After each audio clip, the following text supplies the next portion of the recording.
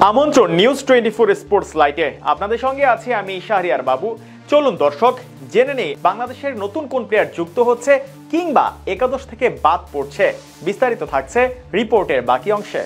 ওয়ানডেতে রানের হিসাবে বাংলাদেশের সবচেয়ে বড় জয়টা 183 রানের। 2023 সালে সিলেটে আয়ারল্যান্ডকে এই ব্যবধানে হারিয়েছিল বাংলাদেশ। মিরপুরে আজ সেই রেকর্ড ভাঙার সুযোগ ছিল মিরাজদের। ওয়েস্ট ইন্ডিজ যখন 97 রানে নবম উইকেটে খোয়ালো, পিছিয়ে ছিল 199 রানে। বাংলাদেশকে রেকর্ড করতে দেননি West Indies bowler Akeal Hosein. এদিকে এ জয়ে 50 ওভারের ক্রিকেটে টানা সিরিজ হারের ধারাবাহিকতা থেকে বের হলো বাংলাদেশ। টানা 4টি সিরিজ হারের পর প্রথম সিরিজ জিতল বাংলাদেশ।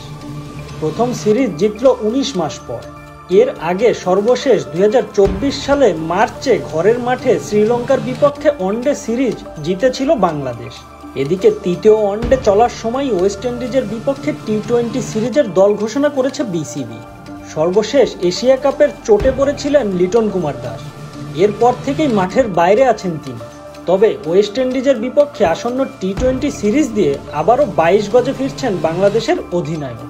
আসন্ন এই সিরিজের প্রথম 2 ম্যাচের জন্য 15 সদস্যের দল ঘোষণা করেছে বাংলাদেশ ক্রিকেট বোর্ড বিসিবি। এই সিরিজ থেকে বাদ পড়লেন মোহাম্মদ সাইফুদ্দিন ও সৌম্য সরকার। আগামী 27, 29 ও 31 অক্টোবর 3 ম্যাচের টি-20 সিরিজ খেলবে বাংলাদেশ ও ওয়েস্ট ইন্ডিজ।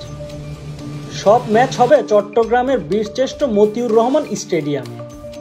ওয়েস্ট ইন্ডিজের বিপক্ষে এই সিরিজটা বাংলাদেশের জন্য গুরুত্বপূর্ণ, কারণ এটি তাদের টি-20 বিশ্বকাপের প্রস্তুতির অংশ।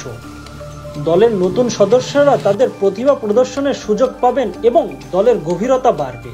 তবে কি এই দলের সুযোগ হচ্ছে সাব্বির রহমানের? ম্যানেজমেন্ট কি চাচ্ছে এই একাদশে সাব্বিরকে রাখতে? চলুন এক নজরে ওয়েস্ট ইন্ডিজের বিপক্ষে বাংলাদেশের টি-20 স্কোয়াডে সুযোগ পেল কারা সেটাই দেখে নিই।